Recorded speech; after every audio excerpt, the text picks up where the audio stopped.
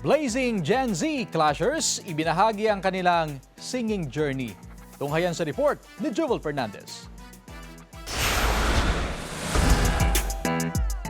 Patuloy ang pag-init ng laban sa The Clash Teens habang unti-unti ring nakikilala ang top 12 teen clashers. Tampok ngayon ng 4 members ng Blazing Gen Z. Hello mga kapuso sa mga nanonood sa GMA Regional TV, One North Central Luzon!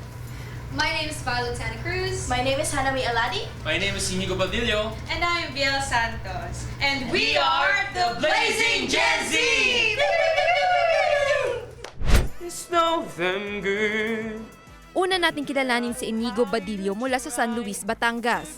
Malaki umano ang impluwensya ng rock genre sa kanya. Namulat po ako sa Air Supply, Bon Jovi po, mga international rock icon. Pero ang ina-idolize ko po dito sa Philippines po ay si Juan Carlos po.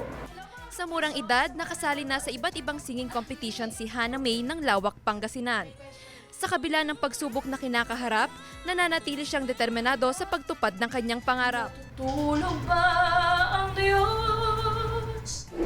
Itong pangarap ko po na to, sobrang gustong-gusto ko po talaga. Kasi po, ang pangarap din po to ng parents ko po para sa akin.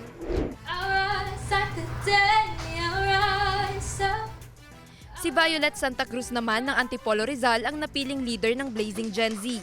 Nakapag-self-produce na rin siya ng sarili niyang concert bilang bahagi ng pagpapalawak ng kanyang artistry. My dad had to sell his car, he had to loan out the entire theater. You know, with this new opportunity of the Clash Teens and many more opportunities to come, we will be able to get through it. Lastly, si Biel Santos ng Baliwag, Bulacan. Isang online streamer si Biel na nangangarap na balang araw ay mabigyan ng sariling bahay ang kanyang pamilya.